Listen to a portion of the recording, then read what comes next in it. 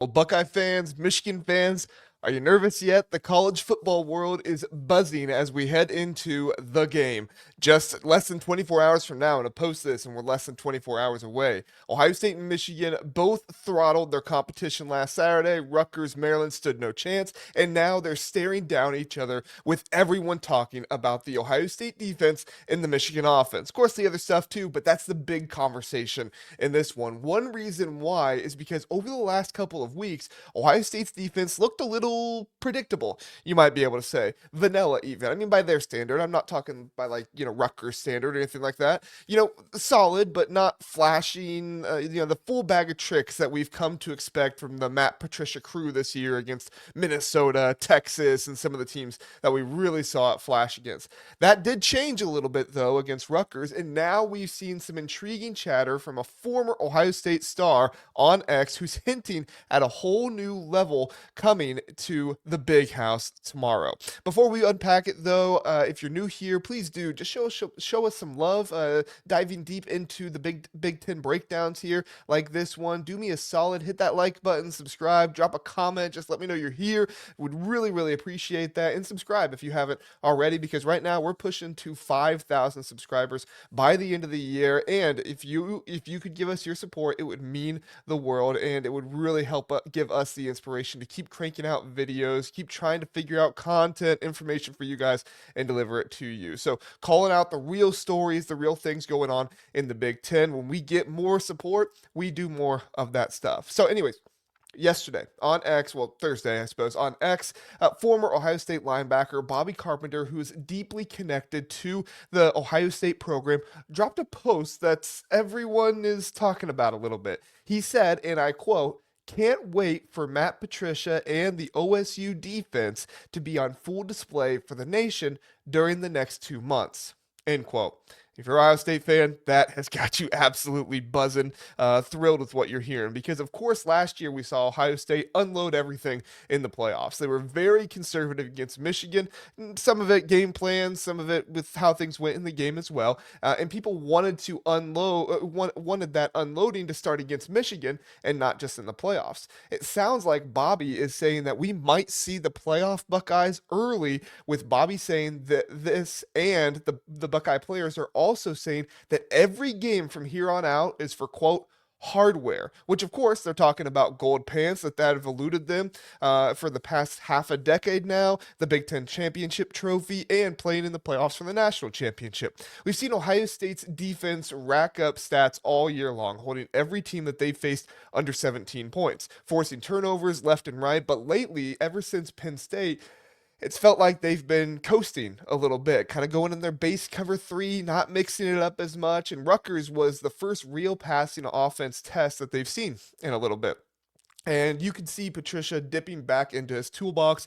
There's been more variety, more disguises in that game, but still not as much as we've seen. But Bobby's post makes it seem like that might be over. I get why it might have looked basic these past few weeks, right? I mean, excuse me, they're still not a basic college football offense. It's just been kind of basic considering what we've seen from Matt Patricia. But Ohio State's been so dominant up front that they haven't really needed to unleash everything so far with the competition that they've been playing. But Patricia's no rookie, right? He has won it all in the NFL. He's gone on these runs. He's been on the hardware runs in the NFL multiple times. And this is a guy who loves keeping quarterbacks guessing. We saw it against Arch Manning. We saw it against Damon Williams, right? Against Rutgers, we saw the first hints of this happening since those games. They ramped up the cover two looks and threw in some zone blitzes, and even rolled into aggressively defending against quick short passes to the sideline area known as the flats. If you're looking for football terms, I'm going to try to avoid some of those just to make it simpler for you guys.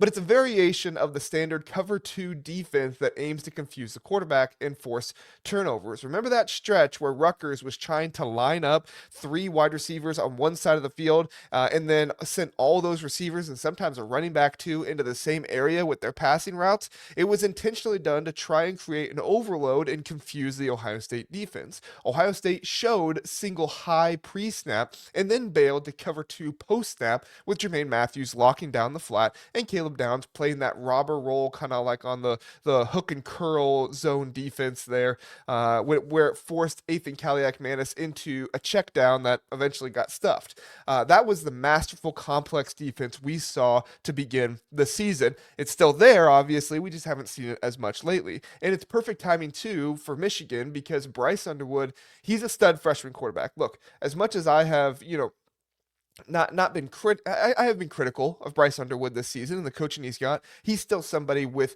huge potential, crazy traits, abilities, but he is still a freshman and he's still reading defenses like one. Northwestern was even confusing him a little bit. We've seen him shine on quick hits and seams, but mix in disguises, and when those happen, he kind of hesitates a little bit. Ohio State loves showing everyone walking up like it's man coverage and then dropping back into zone or sending a delayed blitzer like Downs off the edge, or even like you saw in that game up the middle sometimes because he is that freaking good for this team. You probably saw a clip of it on X if you've been following that stuff. If you haven't, just search on X like Caleb Down Blitz or something.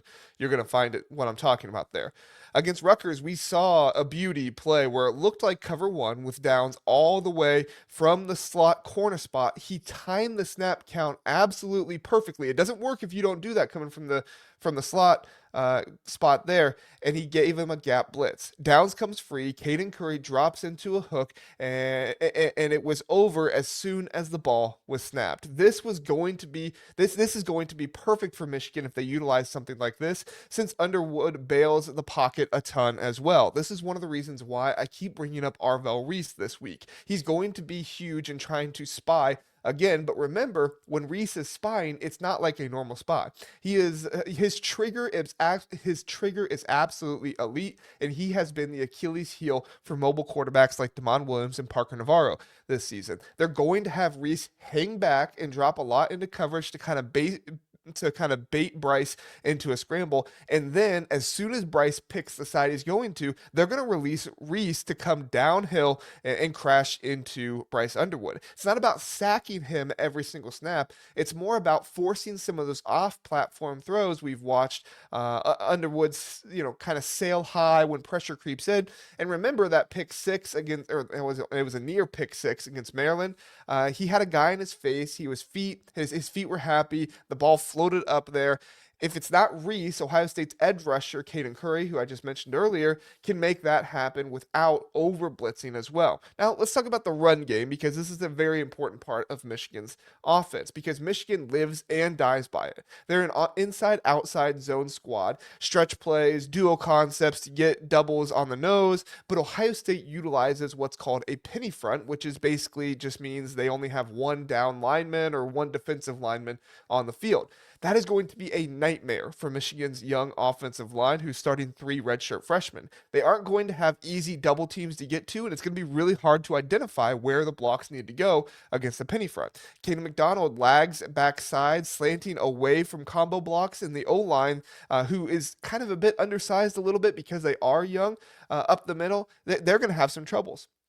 If it all goes well, and that's the key here. If everything goes well, if everything happens the way it should for Ohio State, McDonald's going to feast in this game if they can't climb to the second level. We've seen Patricia flip from penny front to even a 6-1 tilt against zone heavy schemes at times, just like the Pats did in the Super Bowl against the Rams. Go back and watch that game and you'll kind of see what I'm talking about a little bit. Michigan might counter with some unbalanced lines or QB draws to try to force the adjustments there. You can think of Penn State and Illinois trying those wrinkles early on in the year, or quick screens to the flat where Ohio State crept up and maybe they don't have the time to get back out there. But the Buckeyes hold standard downs like they did against Rutgers and don't give up a whole lot of rushing yards. Michigan's going to be stuck in third and longs, and that is exactly where Ohio State wants them to be. That's kind of the cat and mouse game where things really, really start to heat up. Michigan might try to utilize the heavy sets with like 12 or 13 personnel to grind clock and settle Underwood down,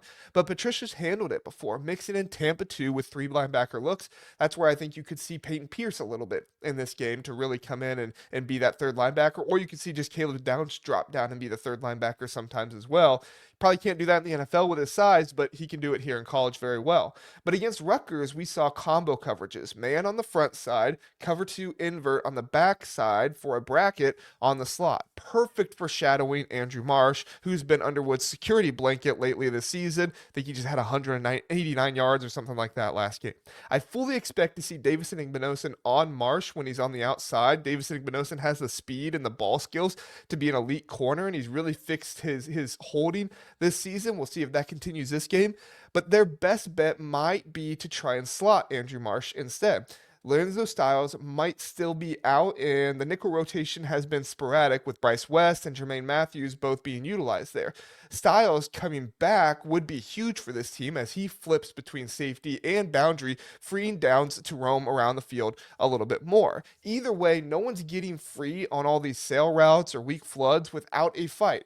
All of this, though, is predicated on pressure. That's right. Pressure on Bryce Underwood getting by this offensive line for Michigan. Underwood's arm is an absolute cannon, but when he can be off platform and try to make plays on his own, he gets really, really inconsistent. Ohio State won't just cage him, they'll flush him with sim pressure or creepers, letting Reese clean up and bail. Because it's not just what happens during the snap, it's also what's going to happen pre-snap as well. If you mix in hot rushes on known passing downs, you've got turnovers brewing in this one if all things go well.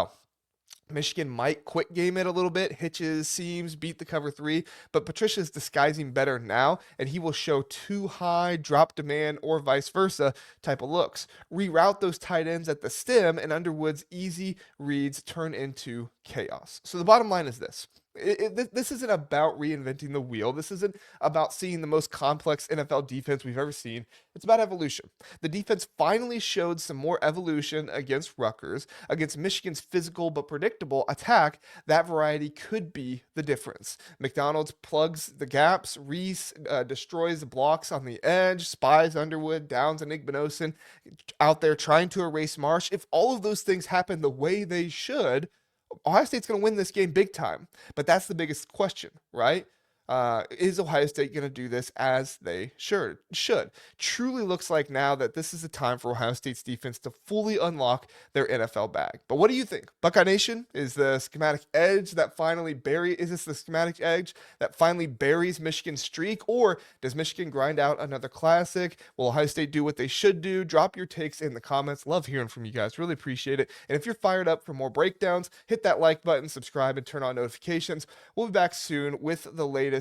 Go Bucks, and regardless of what happens, we'll be covering the game afterward. Have a good one.